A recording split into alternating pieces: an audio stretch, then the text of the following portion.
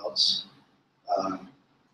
O&Med is going to give you the directions of the microscope. Rafa and Mark, this is our students. We have the first, the third, fourth, fifth, sixth, and the seventh. All right. So also we have the faculty. The breakfast is part of the extracurricular activities we have in this medical school. This is the private school in the country. We have 4 years. Our first school. So I'm going to turn to present Dr. Scott. Very welcome today. Okay. Thanks for the introduction. It's very nice to see you guys here early and bright this. And it's a pleasure when Dr. Tan asked me to Dr. Michael and do this talk. Dr. Scott was really happy that he was going to interact with you guys who are in the forefront of medical school. So Dr. Scott is the implant coordinator. He's a audiology in Atención Medical Center, which is one of the top hospitals in the U.S. He was there for about 9 years before he used to practice in Cleveland Clinic, Ohio. And since his presence in Cincinnati, the cochlear implant program has improved greatly.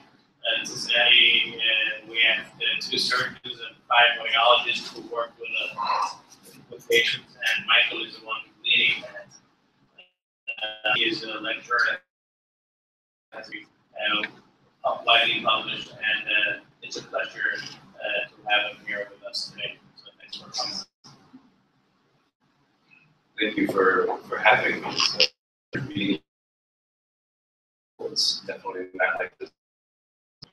Fun to get to see.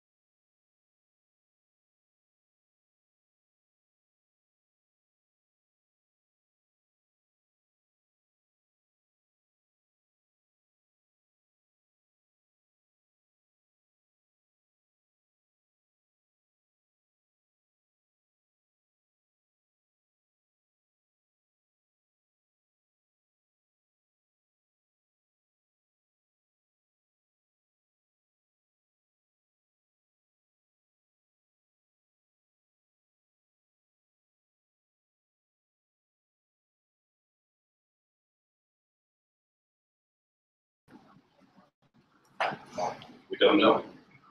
And it's just so what do we need to do to make sure that we have this figured out? We have to do an assessment. In the United States, we have mandatory ABR, O&Med testing. So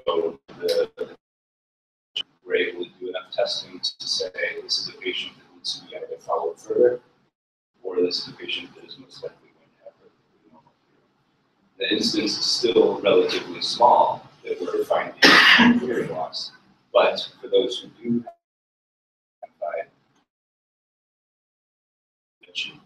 as you know, the earlier we get the intervention in place, the better off the patient's going to be. So there are a lot of studies that will find the improvement in outcomes for children who were able to identify and treat very early. We have it set up so that there are guidelines at 1 month, 3 months, 6 months for identification to treatment, and hopefully we have that treatment in place by at least the age of 6 months. Most patients were able to get assessed. That the math, but I will be honest, There's still a lot of patients involved in practice. So how did you learn how to talk? Sitting there listening. So if we don't have that access to sound from early on, even before the age of 6 months, despite our goal, then we're depriving that child of the ability to do what we did very naturally, that is getting access to sound.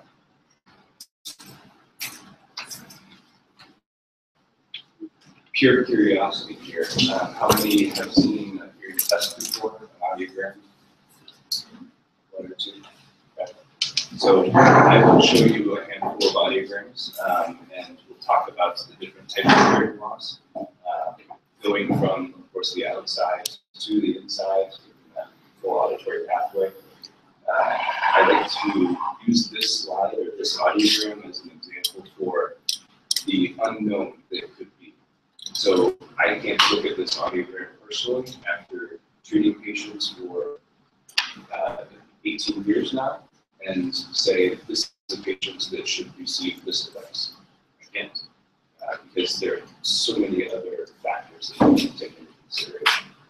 This patient could be considered a cochlear effect for the left ear. This patient could be considered for what we may call cross hearing aid or low conduction device for getting sound from one side to the other. So there are different variables. It's one of the stumpers for the students I teach. So we have a lot of different treatment options. Obviously, first we have to figure out why the hearing loss exists. For us, that includes evaluations of course, hearing, genetic consultation, and radiographics, the MRI, to give us a lot more information about what we get next. You guys know how hearing works, so I'm not going to go over that. But this is our guide to use for determining what treatment we might consider, depending on where the hearing loss is coming from. So if we're looking at the middle ear space, we're talking about a conductive type of hearing loss. Sound simply can't get through the middle ear system for a variety of possible reasons: chronic otitis, cholesteatoma, other middle ear disorders, atresia. So while rare, it does exist and is probably one of the easiest hearing losses to treat, despite the way that the ear looks. We have ways that we can bypass that problem in the ear very easily. This is just a fun picture showing how it was done in the olden days. I found this picture actually at the institution where I studied for my master's degree.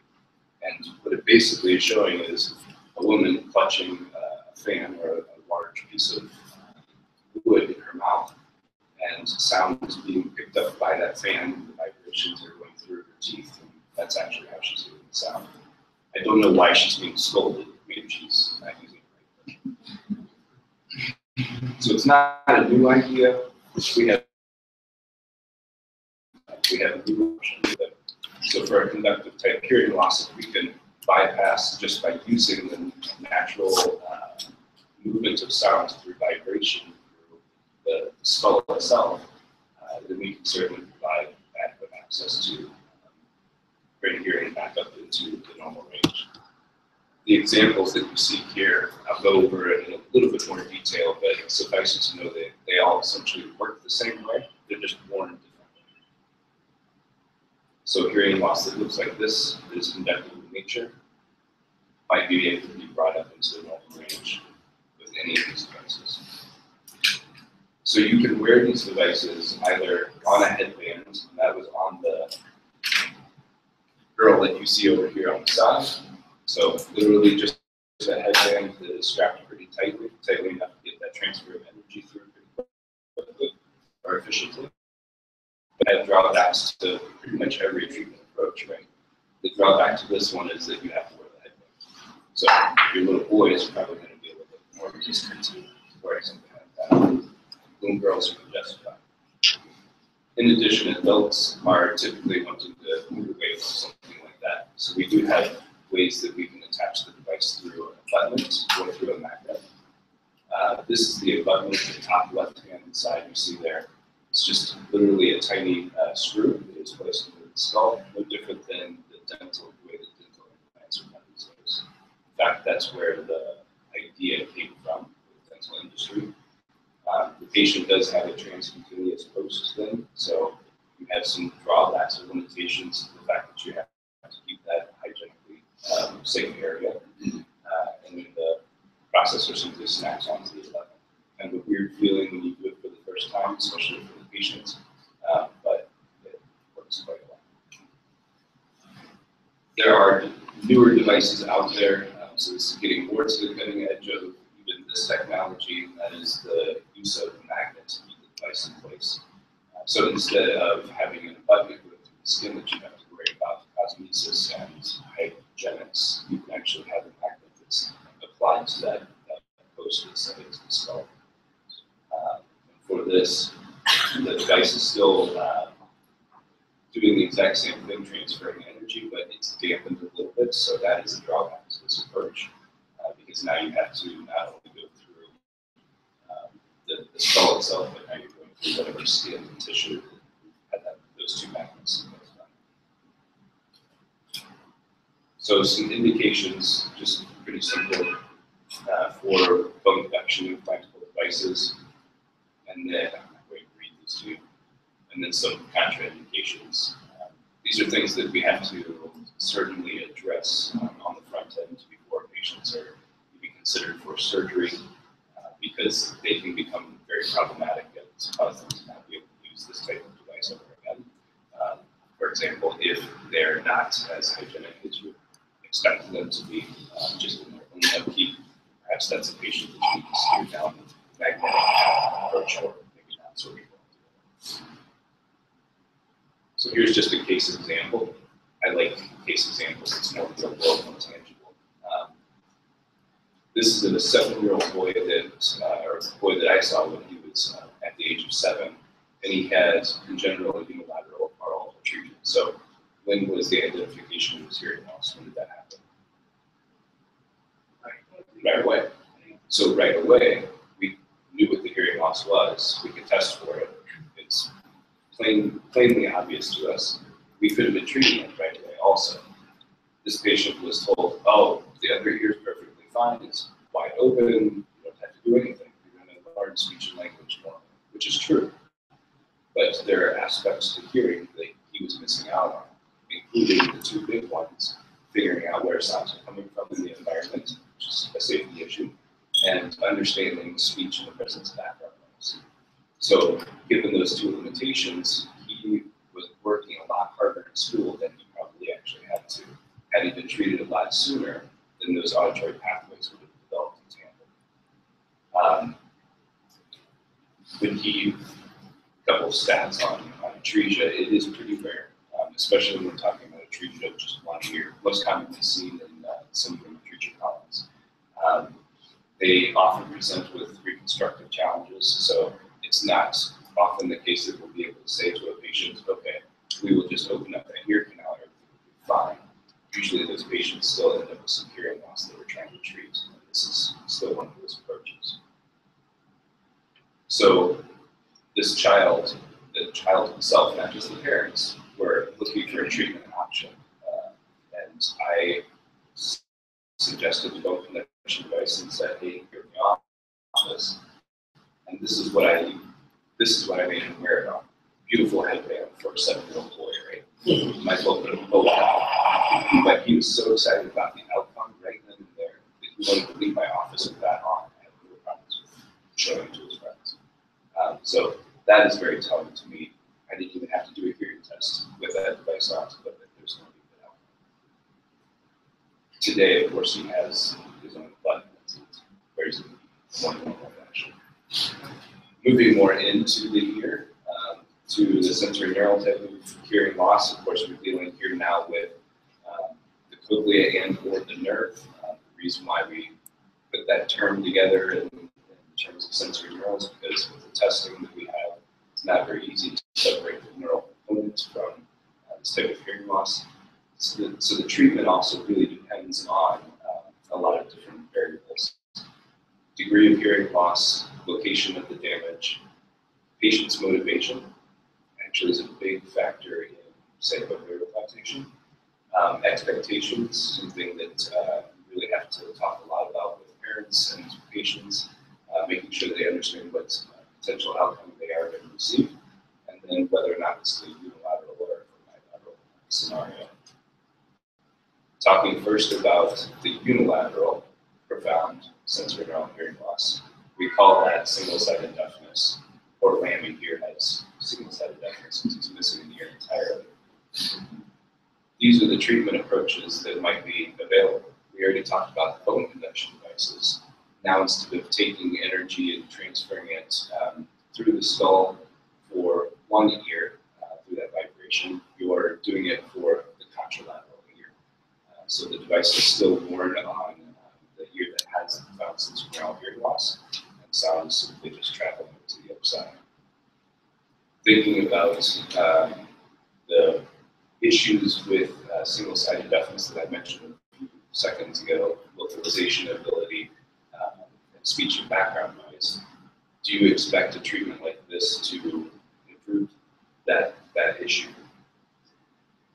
Maybe. Not entirely though, because we're still only using one auditory pathway.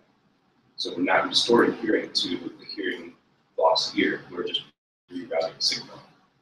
The cross system that you see over here does the exact same thing, except it's doing it by transfer of radio waves, quite literally. So the patient wears a device on each ear. The sound is picked up on the profound hearing loss ear, and the normal hearing ear. So going deeper into the ear, we have concerns with how much damage has occurred with the inner ear itself, and depending on the amount of damage that's occurred or the lack of stereocilia that is in the cochlea, this is going to dictate what kind of treatment options we have. We all know about hearing aids. Nothing really significant has changed in the world of hearing aids, so I'm not going to hurt on that. Unless you have questions about it. So, what if we have a hearing loss that is too great, or there's too much damage within the cochlea for hearing aid to be sufficient? If we have damage to the cochlea, it's not just a matter of volume.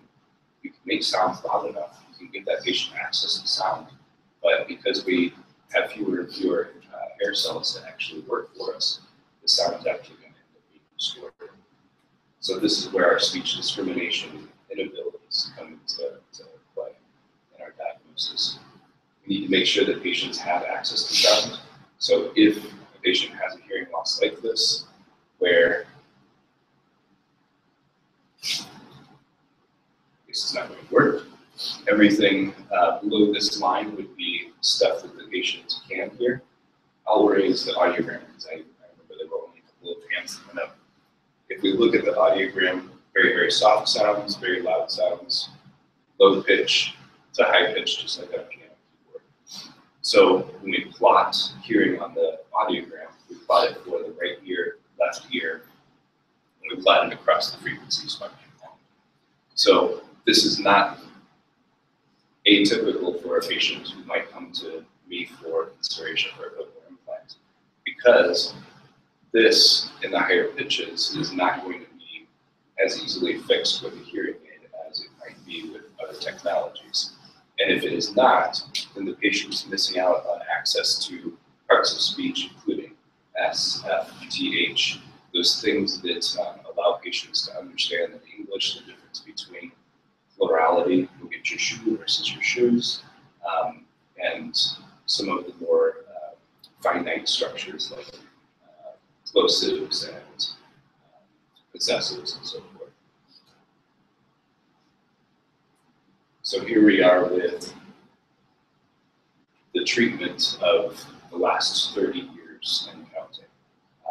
So about 30 years ago, multi-channel cochlear implants came into the world, and many, many, many patients, I stopped counting actually, or looking at the statistic on how many patients are actually receiving cochlear implants. How many have actually seen a cochlear implant on a patient? One or two. So cochlear implant has two components. Hearing aids have one component, the part that's worn on the outside, making sounds louder. Cochlear implants have two components, one that's obviously implanted, which you will never see obviously a problem. And that is the portion that you see right here. There will be more images of this later too, I promise. And then this is the part that's worn on the outside, or more realistically on the program. The part that you see attached to the top is actually held in place by a magnet. And that's how the information is transferred into the internal device. In the cochlear implant, what we're trying to do is replace those broken stereo cilia, the broken parts of the cochlea that we were talking about earlier. It's designed for severe and profound hearing losses. We have to demonstrate little to no benefits or progress in skill development with properly fit hearing aids, and it takes a lot of evaluations. On my cochlear implant team, I have my patients evaluated by 6 different disciplines before they get to the point of being implanted. And that's so that we make sure that we have everything in place from knowledge of the patient's hearing to establishment of appropriate expectations. We need to know that the parent understands that their child is not going to immediately hear and understand everything right after being implanted. We have to make sure that the adult who's going to be implanted understands that it's going to take a lot of time, therapy, practice before they're able to understand speech with their cochlear. So a trend since 30 years ago we started doing this in cochlear implantation has been earlier. Common theme here, right? So we are implanting a lot earlier. Right now the cutoff is typically 12 months of age, but we have been considering implantation even earlier than that. These are just the hardline data, just one of many studies that are out there demonstrating exactly why this is the need for these patients. The earlier is better is going to lead to those improved outcomes. So at Children's, this is just a representation of the last 700 children that we've implanted, and the progression that you see downward in that age of implantation. So we're right there along the lines of what's out there in the literature. Of those patients that we've implanted earlier than 12 months of age, we have some that are implanted in both ears at the same time, some that are implanted just unilaterally, and some that have received bilateral cochlear implants in 2 separate surgeries. But most of those have even been within the last 2 years. Earlier might be better, but there's still some issues that we have to consider. We always have to keep in mind that some of these diagnoses of additional disabilities will not come until later on in life. For example, autism is not really diagnosable until the child is at least over the age of 3. A lot of clinicians will say 7. So it's not until then that you are talking about hearing loss, and something else. The likelihood of there being another concern to address when it comes to hearing loss is 40%. So 40% of these patients that come to us for implantation are going to have another concern that we have to talk about. And those could also impact their outcomes. I hope this works. It worked in the hotel last time. So. This is one of my patients who I have video of her initial activation, which is the first time that she actually gets to hear with the cochlear implant. Oh, it's gonna go. Oh, yeah. So. Tiene que llevarlo.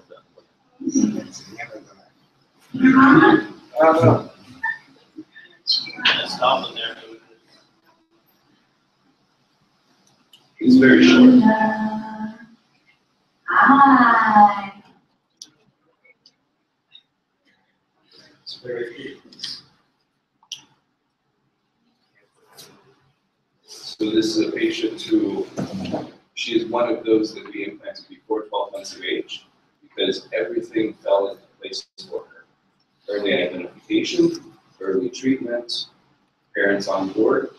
They were on board because the daughter, their older daughter, also had some hearing loss and received two other implants. What's really fun about this video, and I really like to show it, is because it shows both the patient's reaction, which in this situation is a very good one. It's not always a positive reaction. We sometimes kind of scary for the child. So you get a lot of patients who will leave your office crying, and that's not a bad thing. It's a good thing.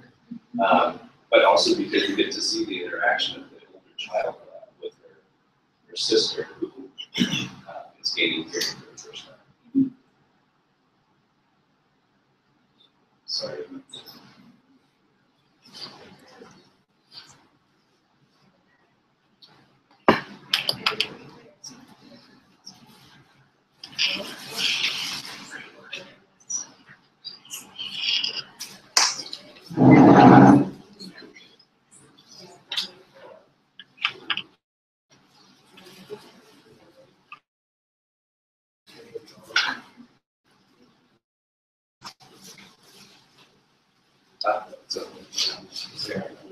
So if you make, yeah, there. Good.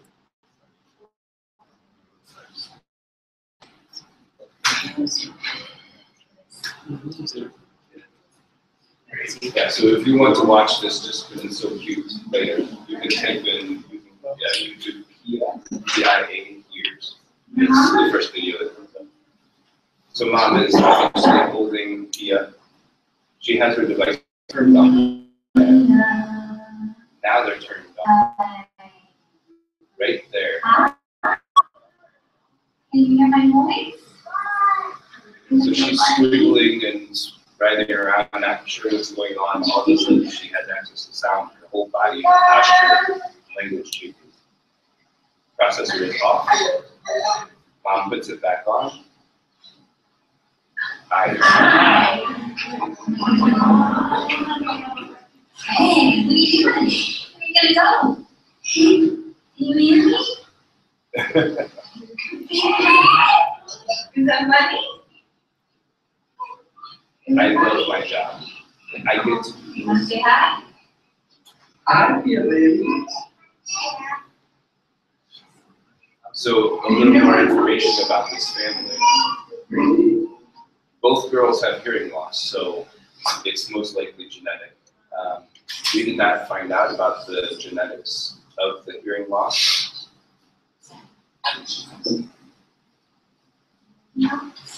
until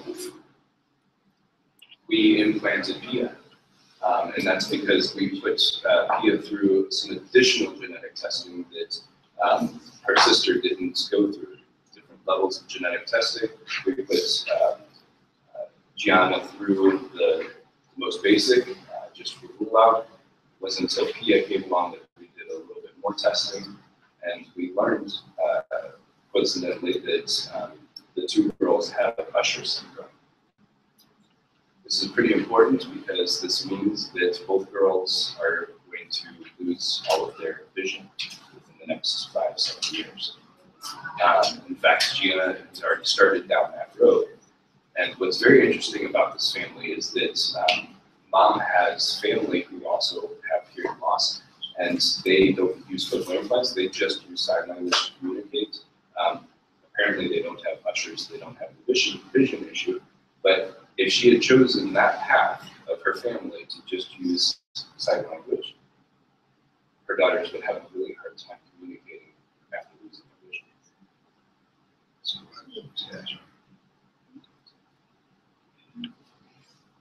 So that's a fun one you can find if you want to entertain yourself for a day. Then go back to YouTube and look up initial activations with those implants.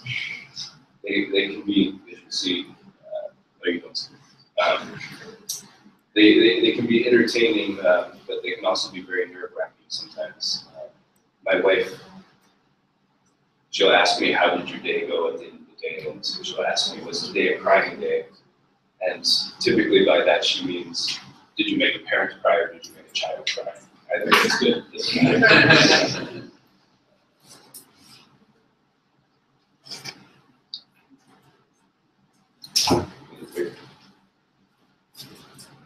How do you look at it?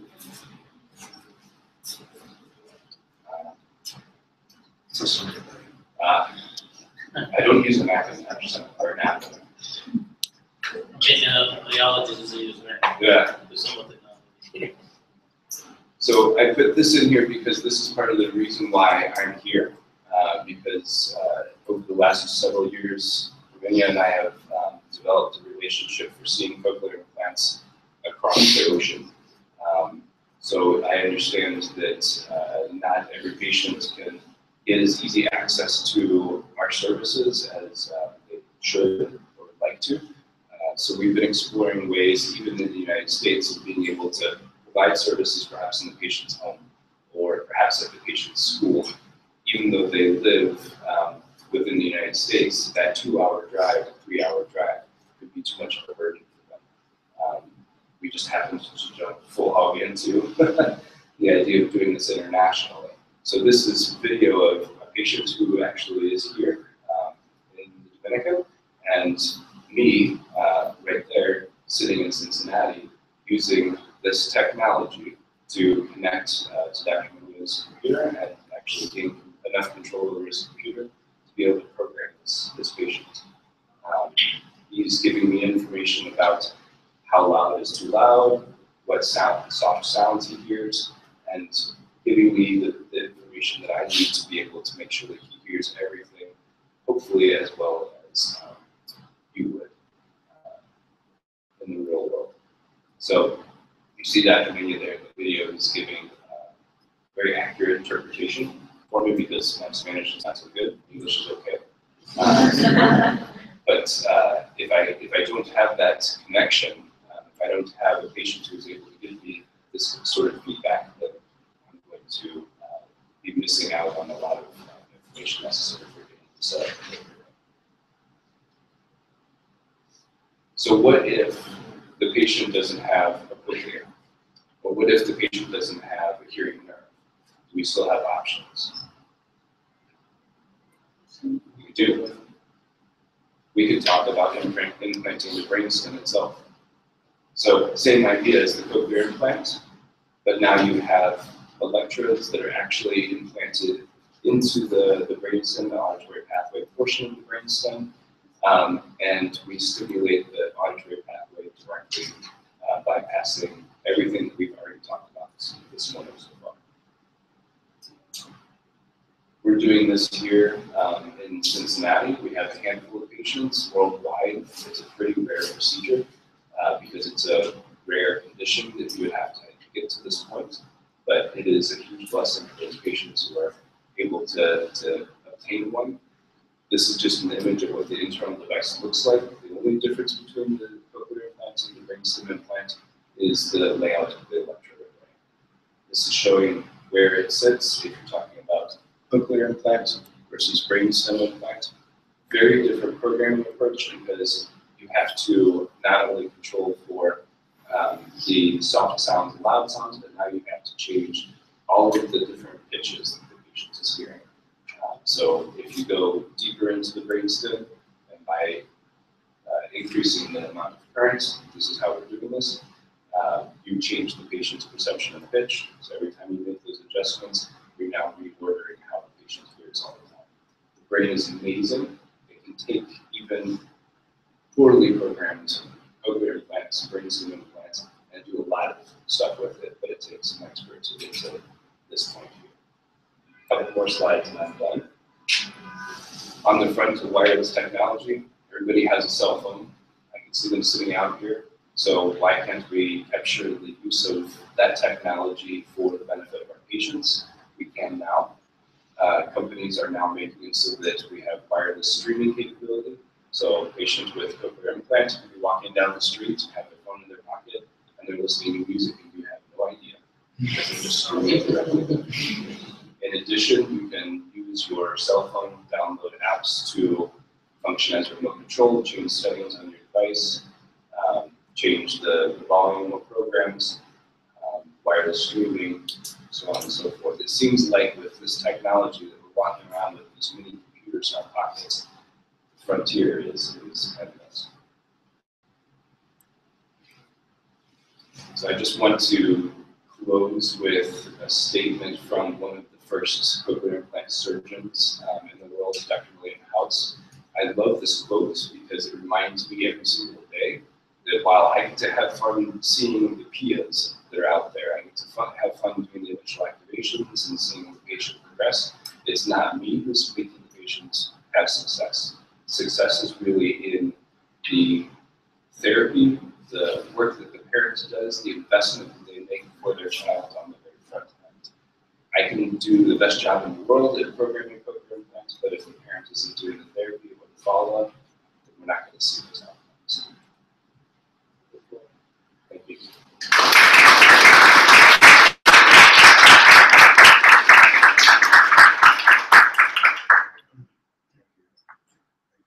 Scott, for giving us these, let's say, these facts.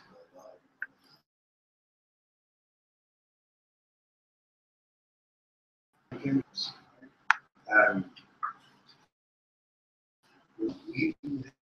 have about 20 minutes,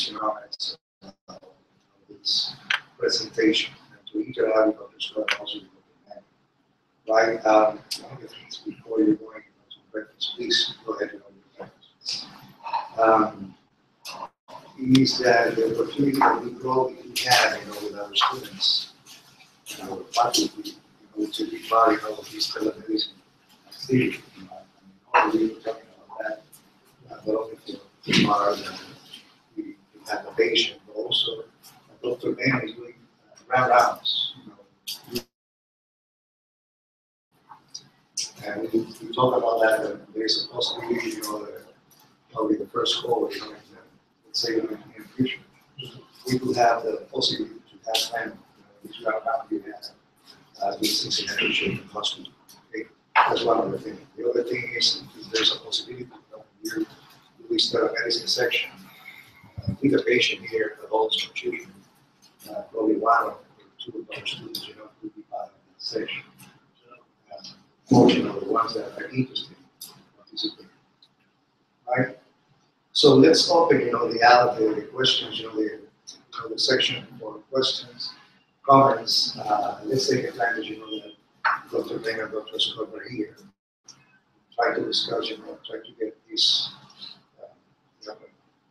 let's get, the most productive and most productive way, how we are going to learn more about the cutting edge of healthcare for pediatrics. We have Eddie. Hi, I'm Ella. So I have a question for Dr. Scott regarding the previous procedure they were talking about, the brainstem implant. So far you said that this procedure is very rare. So approximately, has your hospital calculated the success rate regarding this procedure? And what is the mortality rate regarding this procedure as well? The answer to both questions is going to be all over the board because of the type of patients that we've been implanting to date.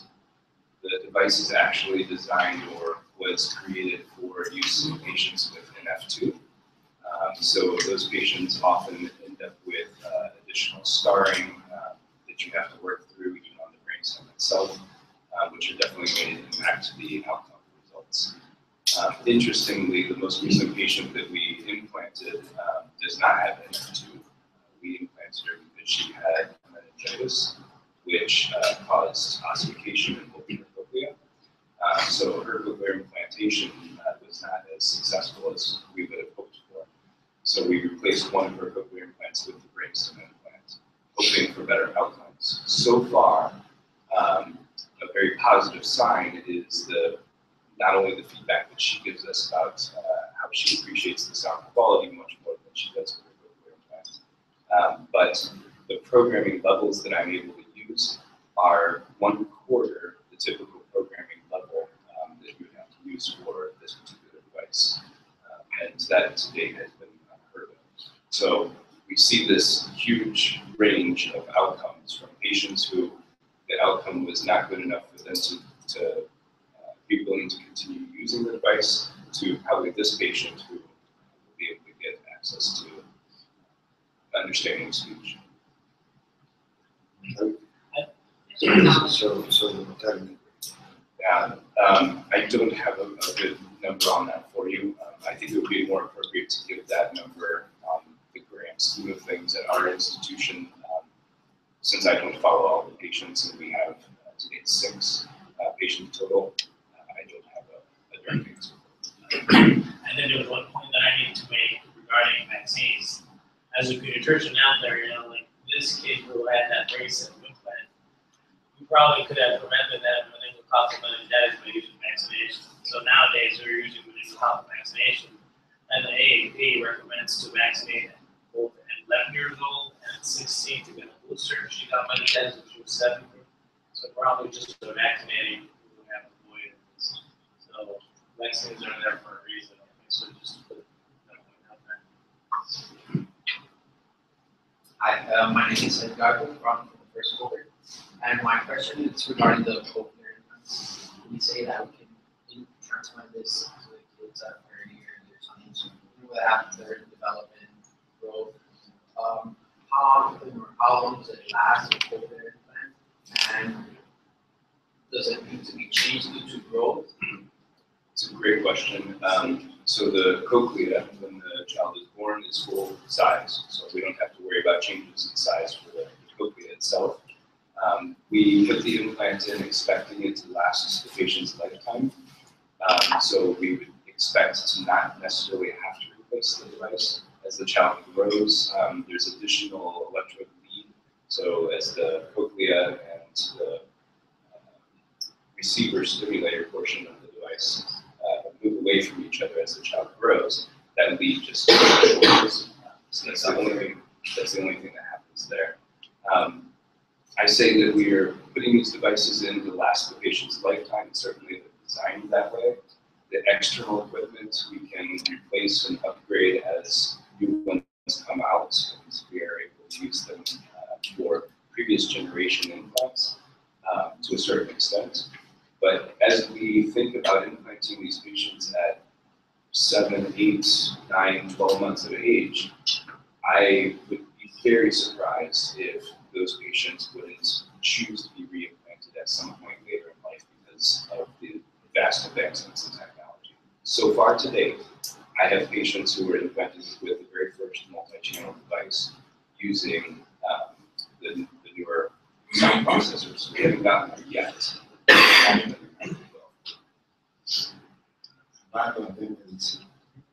So my name is Armando, I'm part of the first cohort. So my question is for both doctors, sort of about the availability in both countries. So as far as is this procedure covered by insurances here and in the States, and if not, what's sort of the opportunities that patients have in both countries as far as this procedure is concerned?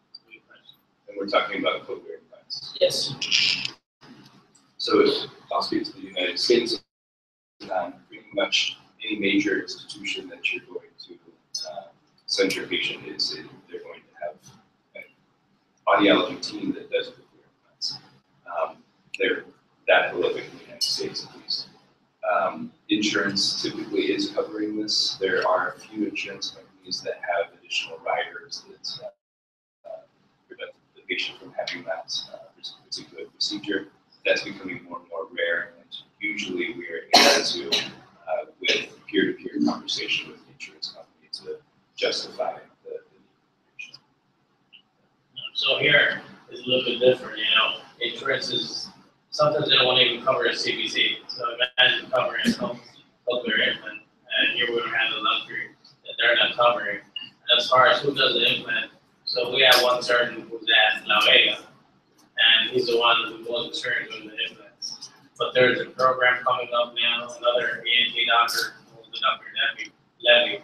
He's at St. Martin, he's trying to do the program. So that's another option that we're going to probably answer. But that's a good question, because cost effective in the economy, it's not easy when you tell a family, okay, you have to look for here, and they have to get about $25,000 for the surgery. And out of pocket, it's not that easy. Yeah, but the probably these are the importance of having these kind of medicines. Cost effective. You can add a person say. You are trying to do something. Cost effective is an issue. And after that, Dr. Lee. So yeah, my name is Melissa. I'm from the first cohort. So my question goes following the same line as so you mentioned that here in the Dominican Republic, there's also you're trying to implement this over infants as well. So I wonder where exactly are the abortions for and how the patients get assimilated to the program. Do you have any inclusion criteria, or how the patients get to know about this program? You mean as far as the telemedicine program, or do you mean? Yeah, here in the Dominican Republic.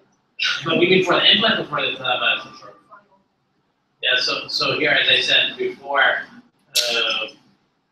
or even I think Dr. Eddie could probably take the question as far as the how to get to the access, how do you find out that this person is doing the surgery.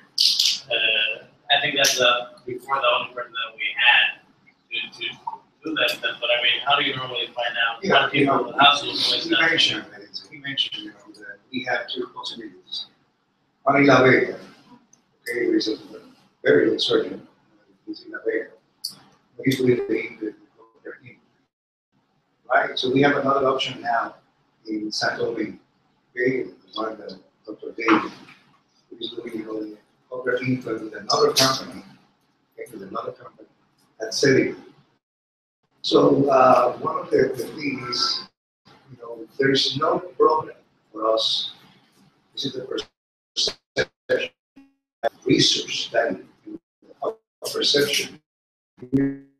Myself, because we have, the daughter, we have some problems with him. Okay, and she was included in the procedure in La Vega. Okay, so very good surgery.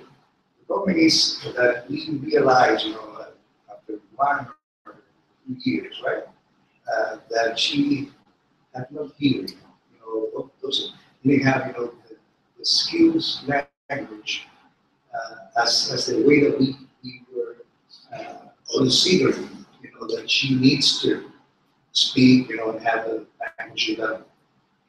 So we decided, to go to another option. The opportunity to go outside of the country. So we went to a clinic that is in Los Angeles. Okay, and we realized after that that our daughter, was improved. So after that, we were looking for another options, more cost-effective option. It's not easy, to go to Los Angeles for a couple of weeks. Money only the procedure, but also hotels, transportation. So how was that we get together? Remember, like I talked to Dr. Mena, who is, by the way, he's the pediatrician of the small lady we had. And I told him, this is what I'm doing. And he showed me, how Dr. Scott was doing that. The video, with that patient. And I immediately react and I say, wow, this is something very powerful. I explained to him, what are the advantages and disadvantages, of having the procedure in the country. And I just asked, why don't we, including our daughter in this telemedicine section? Yeah, that's a good point. I think, and Dr. Scott made that point in the presentation, is that the important thing is not only implanting the device per se, but the follow-up, including the mapping of the implant, and then all the other follow-up with the speech therapist. And a gentleman or a young who got implanted in Cincinnati, and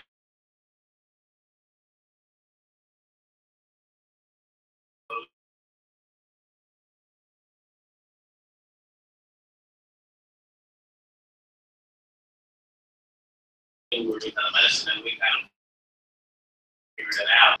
So I think that was very nice to have that. And I did ask, to the mother, how she perceived, have that I would go to. Well, I would just like to add to Adam's question. When you asked about the parents, you obviously think about just the age of one time comes. But it's really the lifetime commitment to changing pieces, it gets broken, you need to snap every 6 months, you travel. So, which means everything's coming out of pocket, and it's also parents. So you can imagine that people, even if they get, you could see maybe newspapers, there were 4 kids living in Cuba, like Primera Dama, Cuba, but it's just one time intervention. The thing is that unless you have this commitment and you have to follow up on the cochlear implant, pay for therapies, it's just not use of it. It's just a piece of metal implanted in its head. So about insurance and coverage and their outcomes. They compare the outcome in children and children who are implanted in the States or in Cincinnati or in John Tracy Clinic, where people work with a team, there's a therapist, there's a psychologist, there's a surgeon, and they all work together. It's completely different than what you can see here, when you have each piece of the puzzle separated and you have to really make an effort to put it together. So there's a lot of issues depending on parents' empowerment. Unless you have a very powerful parent and somebody who has access to these kind of things, somebody like reach out to the community and connect with somebody who's trying to make this better. The medicine kind of approach, it's really hard with parents with genuine feelings. Implanting just was nonsense. I had an opportunity to see some patients, or potentially see some patients receive some cochlear implants. Another item I'm not going to mention, but I refused to actually become a part of the program because they had no plan in place for everything. You don't have those therapies. You don't have a plan for getting access to even batteries. That's what is the point of putting the cochlear implant in? And again, it's just not only to come to talk about the innovation and happy. This is an opportunity we have here. So it's an open door for research. Yeah, it's an open door, for possibility to having all these sections, the students to internet. It's an open door, the possibility that our students can go to the Cincinnati Children's Hospital sometime. But it's an opportunity to understand cost effectiveness in a more tangible way. Right? We talk about cost effectiveness many different times. This is why this is not one of the most tangible ways to see cost effectiveness. So it's an opportunity, to many different things that we would like to take advantage of in the here. Also, possibly to have a package. So we have many different hats. First, let's go with Lucian. Hi, I'm Amy. I'm part of the most recent cohort, 7. My question was, well, everybody seems to answer some of my questions. What are the challenges that presented? What other challenges you try to implement here in the public? This is a great question, and I have a very immediate answer to this. I mentioned that my Spanish is not so good. I have no means. I have no means of evaluating the patients in their language or from where I am on outcomes. So I have no means for doing hearing testing with the implant on, or doing speech perception testing with the implant on. I have investigated some ways to do this, but again, just the language barrier alone could be a concern. So that is going to be draw solutions that I think would be very, very promising. Would be partnerships again. This is all making this connection really with therapists who are here actually working with the patients, collecting the information and feeding it back to me before I see the patient by telemedicine. Other limitations might be equipment and connectivity. They actually joke in Cincinnati and say that we must shut down all of the Wi-Fi on the island when we have a telemedicine connection, because it's a very clean connection. connection, but even within the same state of Ohio, where Cincinnati is, if the parents' internet side is not so good, then I lose the ability to maintain that appointment, and then they're still thinking of drive-ins. So those are probably the big things. Mason and Liberty. Hi, my name is Iris. I'm a part of the first cohort. So my question is towards the healthcare implant. Since it's a foreign body, it's not part of your body. Is there any kind of immune reaction to the implant itself? And if so, what are the most common complications and what the surgeon or the doctors should do in order to avoid them? Like, should we keep spreading immune suppressive therapy, or you can deal with the complications in another way? So So the device is constructed in the same manner that a pacemaker is constructed out of the same materials, titanium and elastic, so very biocompatible. That isn't to say occasionally have a negative reaction. It's extremely rare.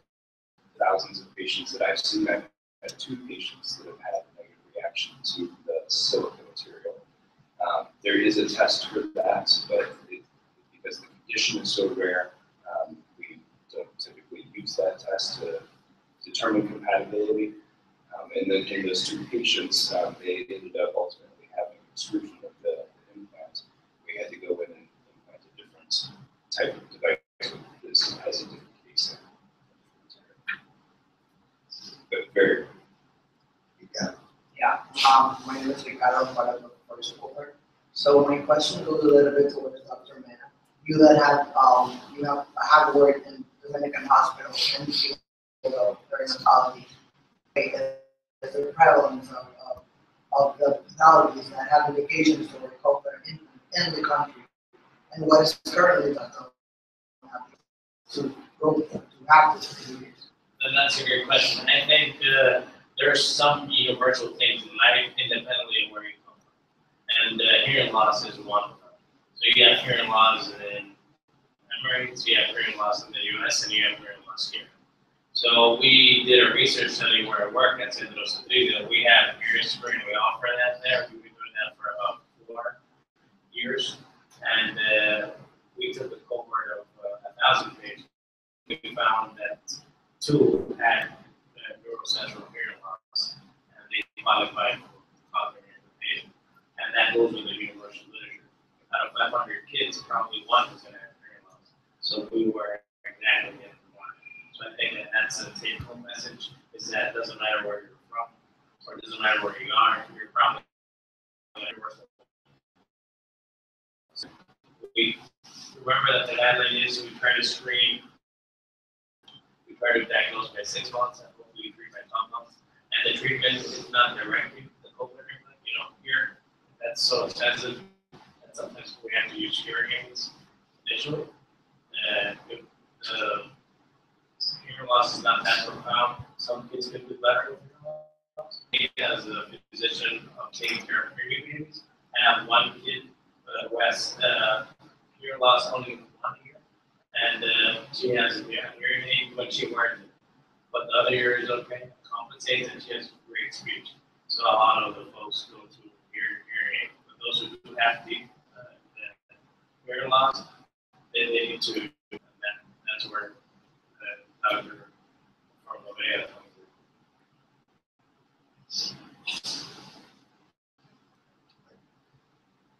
Any questions? Any other questions? Comments? No? Okay, so please join me to a round of applause.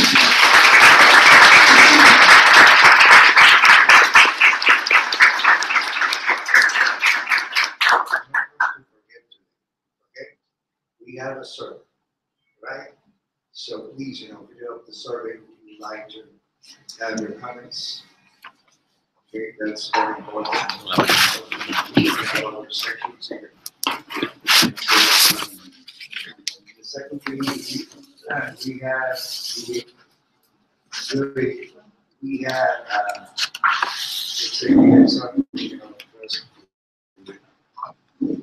okay, just to right? And we have a certificate. So we have some lessons in what you can do to your home. And we'll show you how to find it, right? Thank you. That's for you.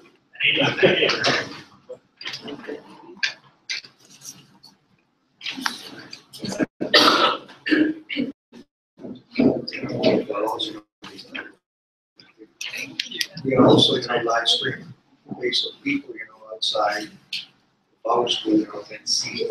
Sometimes, they send questions.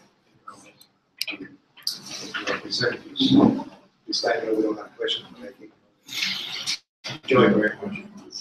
Well, I just wanted to offer really quick, if more questions came up along the line, I'm more than willing to answer questions. I love learning. I'm actually still in school myself, working on my PhD. It's just, I think this is the way that we're going to make the patient's life better. We keep asking questions, so send them on. Thank you. I actually have a question. Is there anything on the forefront you say, my name is Amanda, by the way, for the second word. Is there anything on the forefront you say regarding mechanisms or different machinery that you've seen that might be coming out, or things that you might have experienced with yourself? Absolutely. There are concepts and devices out there that I cannot address in the presentation because of how rare they are. But for example, there are companies working on devices that attach directly to the vesicular chain and provide stimulation through that. Again, kind of a niche, it's like a brain something. There are other devices that they're looking for different ways to get better access to sound and make it more cosmetically acceptable. So smaller being better, finding ways to separate the components so that the patient doesn't have to wear quite as much. So there are many things out there all day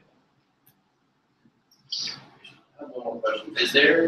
Is there a way with the device, since you were showing programming, is there a way for the device to, in order to protect the ear, to dial down very harsh noises like gunshots or airplanes, things like that, sort of dial down any noise that exceeds a certain decibel level in order to protect the ear?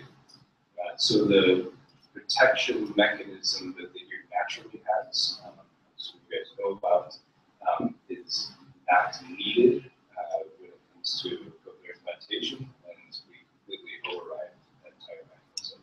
We do set the programming levels to allow them comfortable, essentially what it boils down to, level for the patient. So they should never have an incoming signal that exceeds what their comfort should be. Where that programming able to set that in order. Interesting note, just because I'm a nerd. That mechanism that we have naturally that protects the ear from those sudden onset loud sounds is actually something that I can use to help me with programming the implant. There's been shown a high correlation between upper programming levels for the cochlear implant and where that medial reflex occurs. It's a cumbersome measurement to make, but it's a really neat way to use what's already there to help with getting the patient better outcomes. All right, so we have 50 more minutes to 8:30. So if you want to interact with Dr. Scott and ask questions, he will stay here. Okay? And also, he's here. So let's do that, and thank you so much for coming to the breakfast. Those are good questions.